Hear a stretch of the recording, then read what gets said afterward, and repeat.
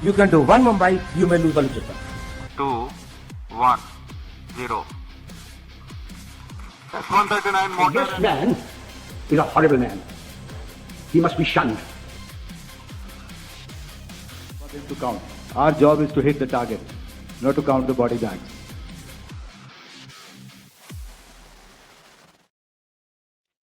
Namaste, sir. Welcome back to the show. Hi, After a short break, we are back once again. Yeah, it's good to be back again, and it's an interesting topic today: open source intelligence and mastery on that. Yes, sir. So I think today, audience, so we are going to explain what it is and how to think like an elite analyst. So when you are presented with some kind of information, whether it is any kind of Google Maps or whether it's any photos, how everyday clues within ordinary things reveal some extraordinary truths, right? So we will try to explore that. And this Sure. is a very simple way to look at it. Okay, a lot of things are working this way. So, what is open source intelligence or OSINT? So, OSINT means open source intelligence where the information is publicly available or open. The source comes from specific identifiable places, and there is some raw information which is turned into insight. Okay, so you can collect, analyze, and verify, and try to do some analysis and say like predict. Okay, what is already happened and what is likely to happen based on that information. So this is I think what you can draw inferences from that info. So that's you right. draw an inference and plan your actions thereafter. Yeah. That's right. That's right. So, generally, OSINT analysis are like online detectives or people who have this kind of understanding that we can solve some kind of questions based on Mm. information which is in the public domain rather than having to do something which is classified or which is non-public information. Okay. So then the next part. There are different types of intelligence. When I'll just explain to the audience that one is open source, one is through signal intelligence. So there is a lot of transmission of radio and communication, so you can draw intelligence from there. And one is through human int. So through my human spies, or such people who can get me intelligence, so that is called as human int. So OSINT, SIGINT, and human int, these are the basic broad types of intelligence which are there. Right. And Austin throughout history, like it is a really long history which is there. This slide describes from the World War II era to the social media age. But this is a story which is happening since thousands of years, even in the times of ancient times from Europe. Maybe even we can say in ancient Indian warfare also, maybe it has been a situation where maybe some things are known in the public and somebody is deducing something based on that information, right? So we see in the Cold War era, in the internet age and social media, there is a lot of things which are available in the outside world. This information which is coming in real time, right? One interesting example is when the strike to capture Osama bin Laden happened. There was one person on Twitter who had posted, "Oh, there is a chopper on top of the building," right? So that was leaked. Some random person in Pakistan was sitting over there, and then he tweeted that this is happening. So that tweet is still there from roughly 2010, I think so, which he had that person had described, and he kind of was the first person in the open source information who described what was happening in the real world, and it was you can say kind of a deduction for people who were listening or listening on to this kind of you can say information superhighway, which is social media. So if we So go to the next one. in World War II, that is SIGINT, signal intelligence. So 1940s. So this is what signal you are monitoring some radio between allies and Axis. So that is a signal intelligence. Again, speeches is again an open intelligence. 1970s Cold War. Internet age. So again, it is OSINT. Social media is again open source is OSINT. Yeah, That's right. So if because we go on 1940s social media thani. So it had to yes. be signal. Yeah. Yes. So now, why it matters today? Because there is so much information that is coming through. North of 500 million tweets are posted every day on X. Mhm. There is more than 3.5 billion Google searches which happen every day. You have more than 95 million plus photos and videos which go to Instagram. And there is some estimates as per US DNI office from 2008 that roughly 80% of all the intel value comes from the open source, which is estimated, Yeah. right? So if you go, then like why we say that OSINT has changed the modern warfare, because previously it used to be closed information or non-public information. It used to take long time away. There was a bureaucracy to access it, and only certain people would have access to it, and the findings would never be disclosed publicly. But now, uh, when all this information is coming online, when there are journalists who are posting, NGOs are there, there is commercial satellite access, there's Google Maps is there. We see that these kind of things change so much. Like even during Op Sindoor, we saw that when India had hit the strikes on Pakistan airfields and other places on the hangars, they could not deny after a certain point that this actually happened, because these images are updating in real time as and when the satellite passes over it. So it is Yes. not possible for the enemy or the adversary to hide behind any kind of lies or propaganda, at least not in the long term. By the way, today is the anniversary of Op Sindoor, and OSINT and satellite imagery has played a very important role in convincing that we have attacked Pakistan, and the how many jets. I think the Chief Air Force has already clarified. Just digressing from the topic. Yeah. That's right. So then one has to have a analyst mindset, like, you know because it's open source, anybody can write anything and it does not make it true. So we have to assume nothing, verify everything, and the evidence should lead you to your conclusion, not your assumption. Okay. Yes. Logical Because conclusions. Yeah. yes, yes. Because man has certain kind of biases. They have certain kind of inclination to think a certain way. But we must let ourselves constrained by the fact that we have to follow where the evidence goes, where the logic goes, and we have to follow certain things like, Occam's razor, which is the concept that if it quacks like a duck, talks like a duck, it's probably a duck, right? So Good example. yes, yes. So then we need to have the skepticism. We need to get the source before the story. Who is telling this story? Where is it coming from? Is it some paid propaganda that is meant to be disinformation from the adversary? If the information is coming out in a too fast way that we cannot verify it, we must slow down to get it Slow right. down. Because some of the biggest OSINT mistakes or assumptions which are there might lead to some very wrong results. And being wrong in public causes really a lot of damage in the public trust. Because if people who are supposed to be educated in this certainly don't follow the principles required to make these kind of assessments, then that wrong assessment can create a very, very bad impression among the public, who will lose trust. So that is not a good thing. Whoever is making that assumption, whether it's a journalist, whether it is anybody in government, they must verify what they are saying, and only then they must post about it or talk about it. So from the next point, right? So what are some of the principles of OSINT analysis, right? So first we look at the source. We check when was it posted, then where was it posted. Does somebody else who is not related to this source also confirm it? Then any kind of image which is uploaded, any kind of video, does that actually have any kind of information about information like timestamp or those kind of things, which are which camera has taken the picture? Is it a mobile camera? Who has taken it?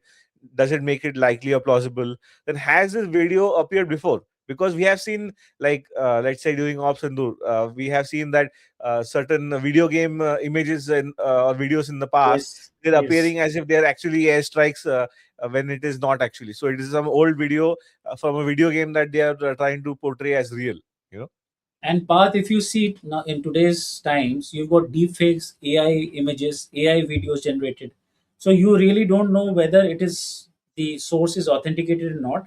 And rather, now applications will be coming which will authenticate whether this is AI fake or not. So AI will only authenticate a AI fake or deepfake, image or video. So we have to clarify with that open source int is actual real or fake. And once you pass that test, then only you start with the other factors, 2, 3, 4, 5. That is how we go about. That's right. And then one must also think, so why is this person or why is this person posting about this? Are they having some ulterior agenda? Are they some anon accounts from South Asia? So, meaning quote unquote Pakistan, which is why, like, Yes. oftentimes on social media, like they will try to hide their identity under some more entities. So, this is a common thing. And then you must take the screenshot, you must document it, so that if you say that something happened or something was done, so it must not be that the original source where it was posted gets deleted or it gets removed. So, your source must always be there. Like, where did you get the information from? That must Yes. not, that documentation must not be lost. So then the next part we come into, what is the step by step process for the investigation. So Mm. we say, what is the question? It's like, what are we trying to infer from this? So then we say, okay, let's try to collect the information. Let's verify the sources. Are there some patterns? Are there some chronological timelines? Are there some contradictions? Like, if one person is saying that Parth is in Delhi, and then other person is saying Parth is in Mumbai, and then third person is saying something else, then at least one of them must be lying, or two of them must be lying, because a Parth being a physical entity can only be in one place, right? So these are some contradictions that or logical reasoning that we can see based on the question, right? And then that is the conclusion that we are drawing. And then in the end, so we say, okay, is it plausible that Parth was in Mumbai when certain incident happened? So by that logic, we must deduce what is the result based on maybe I have posted some image on social media about where I am, or anything which is going on right now, uh, the timeline, all these different things. So to come to from a certain question to get to the answer, we must get the result. And then if we want to get ourselves peer reviewed, if we want to state our hypothesis, then we can publish that particular review of the OSINT in whichever community that we are going to talk about, whether it is in the if one is a intelligence officer, so maybe it is within the internal intelligence community that they are involved with. Maybe it is a journalist who is trying to track some politician and some of the stories which are associated with them, or whether it is anybody else. So then they can One, get the one appropriate point, feedback from the people. one point path from the military point of view. This is very important. And when you go for point number 4, analyze and connect. So you find patterns and timelines, and you check for contradictions. So what enemy also does, because you are also doing and enemy is also doing on you, right? So enemy is aware that you are trying to find out some intelligence through the open source and other SIG and human int also. And then what you're trying to do is you want to confuse the enemy, so you do certain deception ops also. In a very specific term, you deceptive ops we do. So you will try to show some troops or quantum of troops in certain area, but what you do, you'll attack in a different sector. So the enemy will be thinking that you're going to attack here, so you will create dummy troops, you'll create decoys, you'll create many things like that. But actually you will be attacking on a different altogether sector, where the enemy will be taken by surprise. An element of surprise is a very important factor in any operation. Okay, Which in is any similar to the phrase of crouching tiger, hidden dragon. So yes. So even in Ops Sindoor, we did some deceptive ops. That is why they keep claiming we have down so many aircraft. So they down some decoys, or things which dummy things which we created. So anyway, not getting to the details. What I'm trying to say, these points and process flow is there for any operations. If it is a military operations or a civil operations or an operation by raw intelligence agencies or IB. So this is a standard process which everybody follows. right, and one must understand that this is a iterative process, meaning Yes. maybe if your conclusion The is loop keeps going what again, again. Yes. You yes. keep checking again and again. So if you miss something in the second loop, you may find some new inputs. In the third loop, and once you're sure, there only you go for your conclusions and further publish in case you can publish. Correct, correct. And then, so what are the tools and techniques which are present? This is the analysis toolkit which we are going to talk about, and this is some of the things that can be used, right? So we have the geolocation, we have the image and video verification, we have some social media mining possibilities, we can see the satellite mapping to see the physical world, we can track some databases which track the real world, let's say flights or marine traffics, or any In kind of today's time, I just want to interject that today's time satellite imagery and mapping is quite advanced and used extensively, and it is a very important source of open sourcing.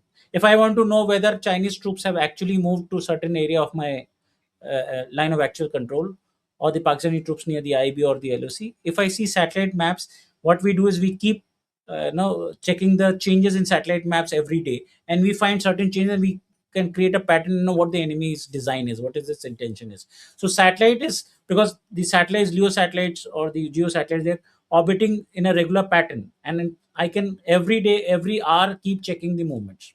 So this is a very important fact in today's warfare. Right. And then we can see that there are some already famous analysts in the social media who are doing this since a long time. And these are examples that have been following different kinds of operations and different kinds of areas where they are focusing. And all of these tools are publicly available. Like even the mapping nowadays, like Sir said, is advanced, pretty advanced. And we can see maybe almost 80, 75 to 80% of what is available in the public domain, and maybe it's and very and very you have AI tools which will help you in getting the so much of data collated and intelligence brought out through that tool to know the changes which yes, you want. yes. And then, so let's go by case study, right? So then Yes. there was Bucha massacre, which happened, which was all the kind of events which happened at that time. So there was a Mm. discovery based on a journalist, and then supposedly the Russian side claims it was staged and it was a fabrication. But then the open source intelligence, all these analysts, they tried to begin the geolocation of where this happened, and they tried to map all these different events and people to where they were, possibly. Then they tried to get the satellite proof, right? So Maxar Technologies is one famous company in the mapping Yes. domain and in the satellite domain, and then they showed some of the imagery, on the basis of what had happened and which images that their satellites had taken. And then the official validation came from some of the US State Department and the UK Ministry of Defense. And then you can say that the initial open source findings became part of a formal evidentiary record when they were doing some kind of trial in the so-called International Criminal Court, which is currently a thing. So when we talk about the techniques used, there was reverse image search, chronological like location matching, and many others like listed in the slide. So if we go on to the next one, further evidence, right? So the Russian losses or the Ukraine losses, similarly, they are being tracked through different databases, which is the Oryx database. Allegedly, more than 13,000 losses have been accounted for or documented, each with a photo and video. And people who want to see, they can see the proof as to what it is. And Okay. Let certain me people have said on the basis of their findings, like why it is so or how it has been done. And then sometimes these are also checked against US or some NATO sources for some kind of verification from official side, meaning open source is official, is often collated or correlated with the government versions from different governments. Maybe it is depending on the conflict, the government changes. Okay, just one input part. The classical armies or the organized armies of the countries generally do this at a very I should say legitimate scale. Though nothing is legitimate about it, but if you see the militant organizations like Hamas, Hezbollah, and they do it at random and regularly. They want to create news, and they keep doing this. So many people have died, children have died. They create these false videos and events ki itna massacre ho gaya, itne log mar gaye, and actually you come to know that it is all fake. It was just a propaganda by these militant organizations. Right, and that's why we have to iteratively to make sure Yes. that whether this makes sense, is it logical, did this really happen, all these things are to be checked. Then this was another case study, which is, I mean, continued of that from the Russia-Ukraine war, where there was a 40-mile Russian convoy north of Kiev in 2022, where there is a so-called special military operation which happened, which Russia did, and they moved towards Kiev, and all these intelligence analysts went ahead and tried to analyze like where they are, what is the statistics, the open source intelligence from the satellites confirmed that there was a stalled convoy, and then eventually that entire thing was over, maybe within a month or so, right? But this Yes. was the techniques they used, meaning metadata analysis, geolocation, and other kind of collaboration which is present. Yeah. Maxar was used for satellite imagery to confirm that convoy was stalled, and OSINT, predicted that this convoy is pacing and fuel logistics. So technology and satellite imagery, they give the confirmation. Yes. And then it is been observed that many times the open source intelligence gets there first before of the official confirmation from many different situations, like right from the civilian deaths which happened during the Russia operation in Bucha, to even like some kind of special units that were identified inside Ukraine in the very early part of the war. And in many situations it was confirmed only like maybe weeks later or days later or months later, which these things were present, and based on The the office, government. one input, the official confirmation comes because OSINT had already leaked the information. So they have to either accept it or deny it. Otherwise, Yes, yes, no official army wants to, until unless it's a propaganda war, they don't want to accept their losses. They'll only yes. accept when the OSINT is there. Yeah. And then the thing is that when there is the allegation that something is true or something is false, Yes. then Yes. they want to be in control of the narrative. So when they want to be in Yes. control of the narrative, they would rather tell either it's true or it's false, either way. Yes. So then, okay, so now let's come to the Iran involved conflicts, right? So, in 2024, there were, Iran's first direct strike on Israel. Like we had so many drones launched, so many cruise missiles were fired, so many ballistic missiles. And due to Iron Dome, like roughly 99% of that was intercepted due to how well it worked. And but the two of the analysts, they went ahead and they collected all of this articles from social media, and then they tracked what is happening in real time. They did on the basis of each video, they tried to see what is in the scene of the video, where it is likely from.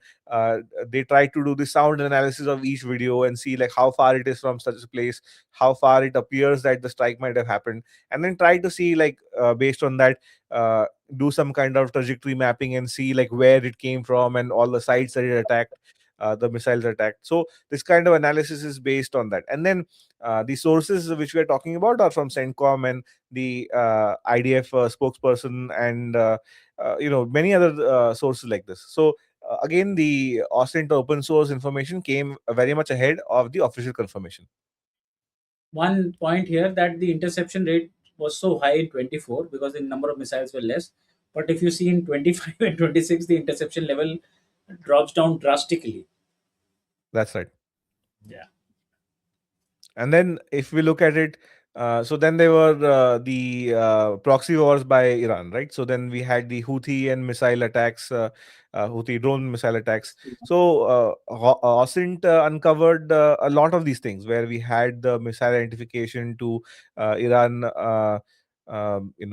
having these proxies where you have the Houthis, the Hezbollah, and the Iraqi militias attacking different assets in the region for different purposes, Mm. and all of these were again mapped by people online who were interested in this subject, and again it came out of their interest on social media. So when we see again, so then there was a strike last year on um, Oman. the Mm. Israeli targets, and then Iran had fired a missile over there during that time, and one of their elite bases for Unit 80 to 100 was also targeted, right? And then the location was confirmed based on some uh, videos posted on X or that other social media within hours, even before the government again had talked about it. So, if one needs to do it, what do they do? First, they will collect the videos about it online, whatever people are talking about. Then you triangulate on the basis of how the smoke is coming. Is this a real video? Then what location it is likely at. Then triangulate where it came from. If you can find multiple videos, and then if you can find a satellite image which likely represents the image or area for that location, so that is considered to be okay. That is a three-step process due to which you can gather this. And now we have reached a situation where social media images or videos are detailed enough that regular people can actually, if they apply their mind, they can come to a certain conclusion, or at least a certain hypothesis based on their findings online if they are analyzing something. Yes. So if we go to the next part, so what are some of the challenges? There are some ethical considerations also, right? Like if we don't follow the risk or risk management purpose, or if we don't follow the principles of getting things right, we can get the entire incident wrong. It can be a misidentification risk. It can be that we are manipulated by AI, because the AI images and videos are so real that there must be some kind of process to ensure that it is like kind of screened before we try to guess whether Yeah. this is right or So wrong. we need some application to give us a clarity whether it's a deep fake or a AI manipulation. Right, and because it's a probabilistic way, one has to be careful, like what is the likelihood that this is AI generated and so on. And then Yes. also you must consider that we should not publish individual soldiers or individual civilians identities online by actually compromising them, because if they are published online, then some real world harm may come to them which is not desirable for anybody, right? Mm. That is not a good thing.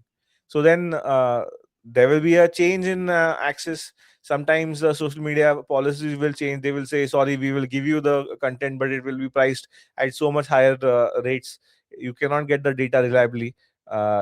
These kind of data sources or windows for open source intelligence can close overnight based on Mm. what is available by the social media companies and their policies.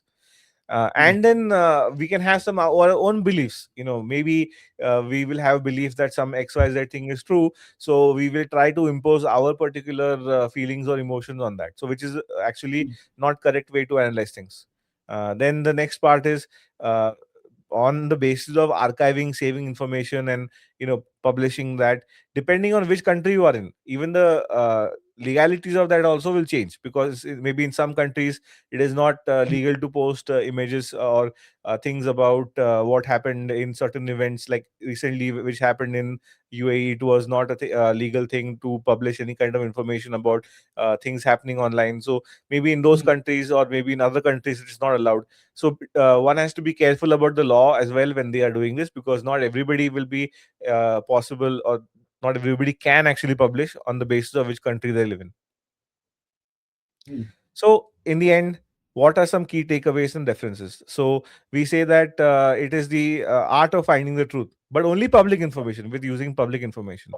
And anybody can become an OSINT analyst, but one must have the curiosity, patience, and the right analytical methods to get to the right result.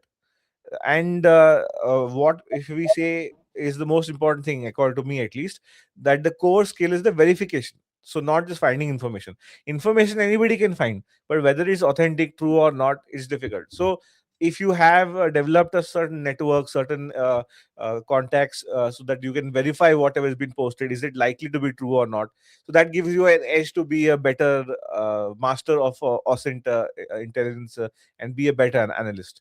So as the Spider-Man dialogue is there, right? So with great power comes great responsibility. So OSINT must be practiced ethically, so that the people who are there in that clip or in that particular situation don't come into the harm of what you are talking about.